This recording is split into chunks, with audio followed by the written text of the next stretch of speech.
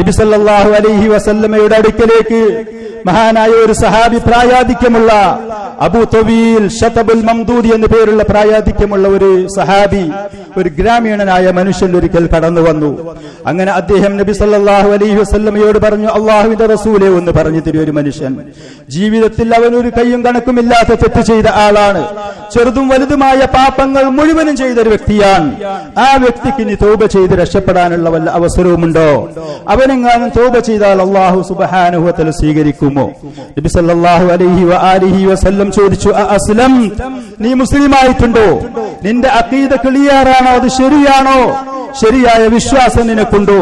അപ്പൊ ആ മനുഷ്യൻ പറഞ്ഞു, അഷ്ഹദു അല്ലാ ഇലാഹ ഇല്ലല്ലാഹ് വഹ്ദഹു ലാ ശരീക ലഹ് വഅഷ്ഹദു അന്ന മുഹമ്മദൻ അബ്ദുഹു വറസൂലുഹു. കൃത്യമായ വിശ്വാസമാണ്, ശരിയായ ഈമാനുള്ള വ്യക്തിയാണ്. ഇത് പറഞ്ഞ സമയത്ത് നബി സല്ലല്ലാഹു അലൈഹി വസല്ലം പറഞ്ഞു, അഖീദ ശരിയാണ് എന്നുണ്ടെങ്കിൽ തഫഅലുൽ ഖൈറാത്ത് വതത്റുകുൽ മുൻകറാത്ത്, സൽക്കർമ്മങ്ങൾ ചെയ്തോ, മുന്നോട്ട് പോയിക്കോ, തെറ്റായ കാര്യങ്ങൾ ഒഴിവാക്കിക്കോ, ഇനി മുതൽ പാപകരമായ കാര്യങ്ങളൊന്നും ചെയ്യാതെ നീ ഒന്ന് ശ്രദ്ധിച്ചോ എന്ന് പറഞ്ഞു. അപ്പൊ ആ മനുഷ്യൻ സംശയം കൊണ്ട് വീണ്ടും ചോദിച്ചു, വഖദറാത്തി വഫജറാത്തി, എന്റെ അടുത്ത് കയ്യും കണക്കുമില്ലാത്ത തെറ്റുകളുണ്ട്, ചെറുതും വലുതുമായ പാപങ്ങൾ ഒന്നിന് പിറകെ മറ്റൊന്നായി ധാരാളം ഇത്രയും കാലം ചെയ്ത വ്യക്തിയാണ് ഞാൻ. ഇത് പറഞ്ഞ സമയത്ത് നബി സല്ലല്ലാഹു അലൈഹി വസല്ലം വീണ്ടും പറഞ്ഞു, ഫയജ്അലുല്ലാഹു ലക ഖൈറ, ഈ ഫയബദ്ദിലുല്ലാഹു ലക ഖൈറ, അല്ലാഹു സുബ്ഹാനഹു വ തആല ഇത്രയും കാലം ചെയ്ത പാപങ്ങൾ സൽക്കർമ്മമായി നിനക്ക് മാറ്റിത്തരും.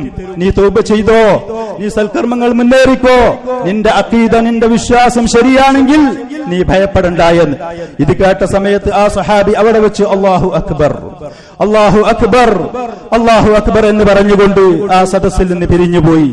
ആ സദസ്സിലുള്ള ഈ സംഭവം റിപ്പോർട്ട് ചെയ്ത സഹാബികൾ പറഞ്ഞു, ഞങ്ങളെ കണ്ണിൽ നിന്ന് മറയുന്നത് വരെ ഈ സന്തോഷകരമായ സമാധാനിപ്പിക്കുന്ന ഈ വാർത്ത, ഈ വിവരം റസൂലിൽ നിന്ന് കേട്ട ആ സഹാബി തക്ബീർ പറഞ്ഞുകൊണ്ട് പോകുന്നത് ഞങ്ങൾ കണ്ടു എന്ന്.